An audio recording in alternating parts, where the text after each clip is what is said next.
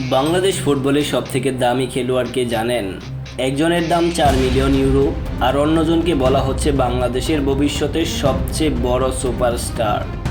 কিন্তু কে আসলে বেশি মূল্যবান? ভিডিওটি শেষে আমি এমন একটি তথ্য দেখাবো যা হয়তো আপনার ধারণাই বদলে দেবে।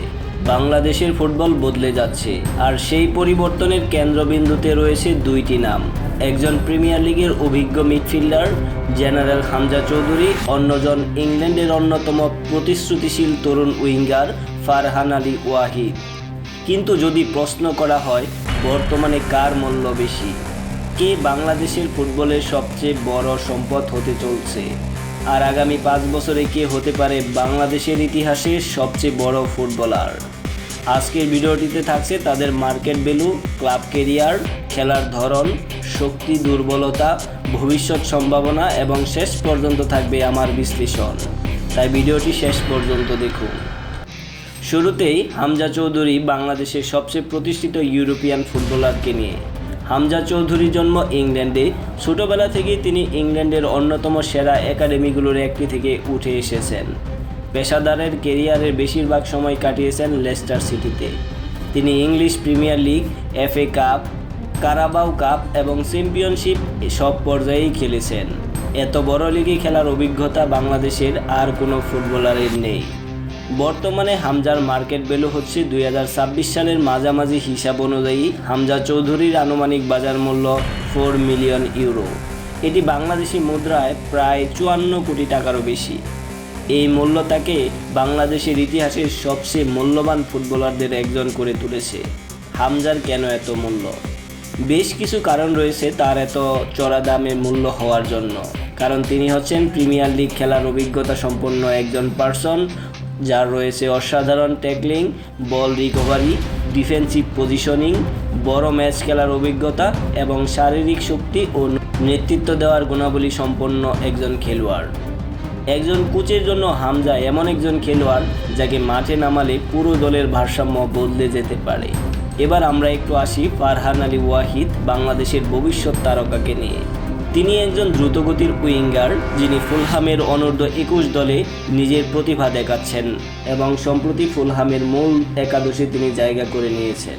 তার সবচেয়ে বড় শক্তি হলো তার গতি, ড্রিবলিং, এক বনাম এক পরিস্থিতিতে প্রতিপক্ষকে কাটিয়ে ওঠা, আক্রমণের সৃজনশীলতা।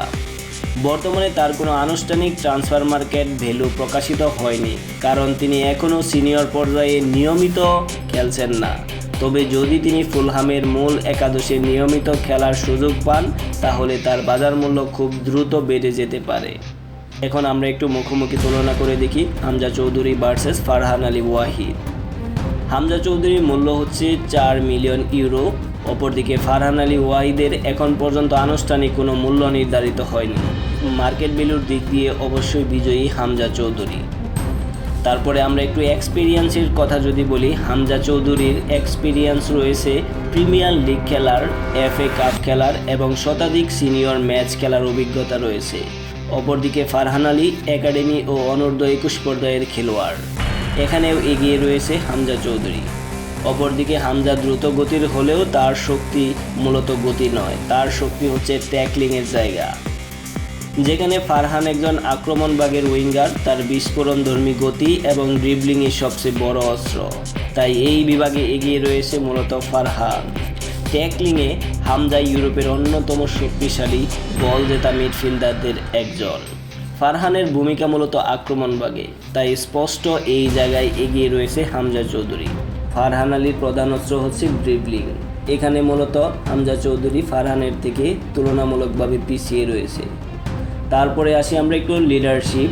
হামজা বড় ম্যাচ খেলেছেন, শীর্ষ পর্যায়ে চাপ সামলেছেন, মিডফিল্ড থেকে দলকে পরিচালনা করতে পারেন।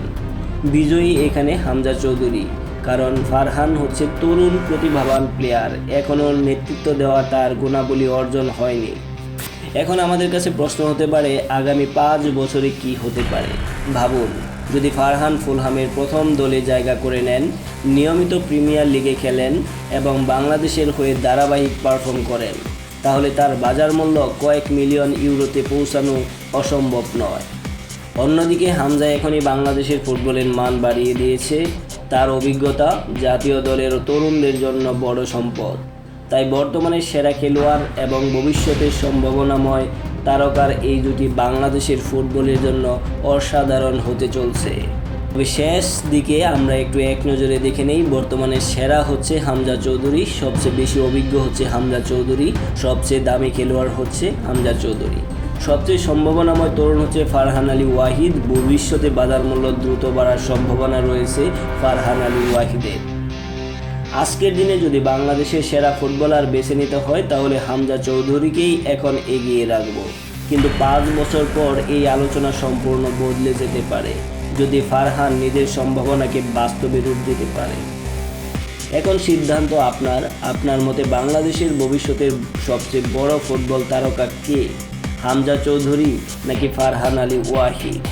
কমেন্টে আপনার মতামত অবশ্যই জানাতে পারেন। ভিডিওটি ভালো লাগলে একটি লাইক দিন, বন্ধুদের সাথে শেয়ার করতে পারেন। আমি আবারও ফিরব বাংলাদেশের ফুটবল এবং বিশ্ব ফুটবলের নতুন বিশ্লেষণ নিয়ে।